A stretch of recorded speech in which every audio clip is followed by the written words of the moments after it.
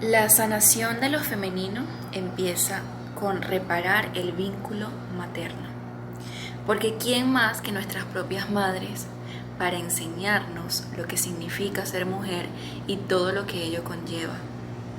Es por eso que si nosotras venimos de una madre con un femenino desconfigurado, bien sea porque fue muy sumisa o porque más bien todo lo contrario, fue una mujer demasiado masculinizada y a nosotras no nos gustó, vamos a rechazar a esa madre.